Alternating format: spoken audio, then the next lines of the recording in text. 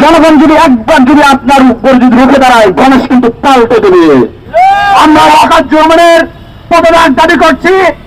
আপনি সেনাবাহিনীর প্রধান কিনা একজন সৈনিক, আমাদের কিন্তু সময় থাকবে না। এই যে 24-এর যে মহানায়ককে হত্যা চেষ্টা করেছে সেনাবাহিনী এবং হচ্ছে পুলিশ এবং জাপা, আসলে আমি বলতে চাই সেনাবাহিনী যে লাঠি আমার নূরকে দিয়েছে, এই লাঠি আমার নূরকে দেয় না, দিয়েছে 24-এর বিপ্লবকে। পুলিশ যে বাড়ি আমার নূরকে দিয়েছে, বাড়ি আমার নূরকে দেয় না, এই বাড়ি দিয়েছে ইন্টেরিয়াম সরকার, এই সরকারি ব্যবস্থাপনাকে। আসলে এই যে বিপ্লবটাকে বিতর্কিত করার জন্য বিভিন্ন মহল থেকে বিভিন্নভাবে অপপ্রচার চালিয়ে যাচ্ছে। আমি সেনাবাহিনীকে একটা উদ্দেশ্য করে কথা বলতে চাই, আপনারা যেমন আমাদের জুলাই বিপ্লবে আমাদের সাথে ছিলেন, বিদায়ী বিপ্লব ঘটাতে পেরেছে, ঠিক তেমনি হাসিনাকে দিল্লিতে পাঠাতে কিন্তু আপনার অবদান সবচেয়ে বেশি ছিল। ভুলে যাবেন না যে জনগণ যদি একবার যদি আপনার উপর যদি রুখে দাঁড়ায়, গণেশ কিন্তু পাল্টে দেবে। এই 24-এর গণঅভ্যুত্থানের যদি মহানায়ক কাউকে বলা হয়, সেই মহানায়ক হচ্ছে ডাকসুর সাবেক ভিপি, গণ অধিকার পরিষদের সভাপতি জনাব নুরুল হক নূর। এতে কোনো সন্দেহ নাই, নিঃসন্দেহে বলা যায় তার সেই বক্তব্য 90% পতন হয়ে গেছে, 10% ধাক্কা দেওয়ার লাগবে শুধু। ঐতিহাসিক তার সেই ভাষণে বাংলাদেশের মানুষ নতুন করে আবার ঝাঁপিয়ে পড়েছিল তৎকালীন স্বৈরাচারের বিরুদ্ধে। কিন্তু আপনারা দেখেছেন এই 24 পরবর্তী বাংলাদেশেও ডাকসুর ভিপি হিসাবে একটি দলের রাজনৈতিক দলের নিবন্ধিত রাজনৈতিক দলের প্রধান হিসেবে ন্যূনতম তার কোনো সেফটি নাই, নিরাপত্তা নাই।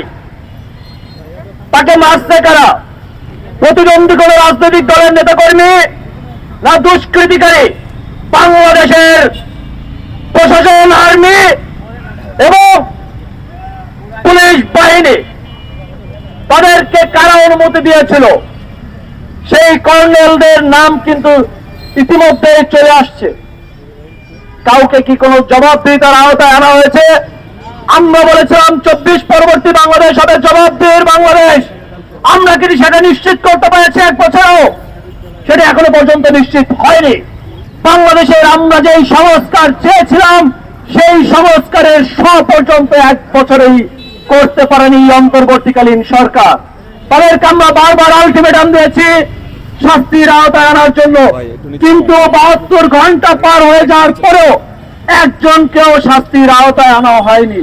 তাহলে একটি পক্ষকে গাড়িতে সেফ এক্সিট ভাবে নিয়ে যাচ্ছে প্রোটোকল দিয়ে, আরেকটি নিবন্ধিত রাজনৈতিক দলকে গণঅভ্যুত্থানের প্রধান শক্তি সেই দলকে পিটিয়ে রক্তাক্ত জখম করে হত্যার উদ্দেশ্যে মারা, এটি নিতান্তই নয়ের কাজ, ভারতের এজেন্ডা আমরা মনে করছি।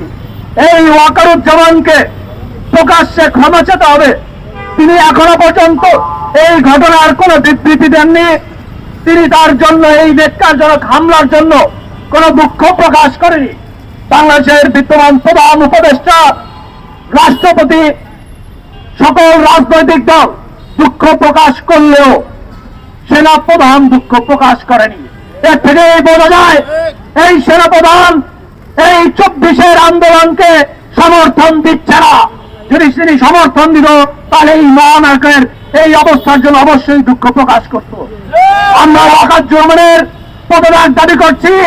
সেই সাথে আগামী নির্বাচন সুষ্ঠু হবে কিনা সেটি নিয়ে আমরা আশঙ্কা প্রকাশ করছি। আমরা দেখতে পাচ্ছি শত্রুদেশ তুলেছে এই সেনাবাহিনী, এবং সেই শত্রুদেশ ভেঙে দিয়ে বাংলার বুকে সেই আঘাত ফেলেছে 29শে আগস্ট নুরুল হক নূরের আঘাতের মাধ্যমে সেই বাংলার বুকে আঘাত ফেলেছে।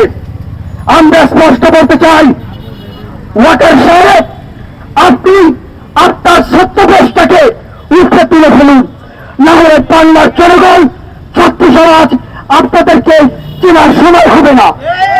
আমরা কিন্তু চিনব না আপনি সেনাবাহিনীর প্রধান কিনা একজন সৈনিক, আমাদের কিন্তু সময় থাকবে না। সুতরাং স্পষ্ট করে বলে দিতে চাই, আপনারা আপনাদের জায়গায় ফিরে যান, আপনারা বাংলাদেশের স্বাধীনতার জন্য কাজ করুন।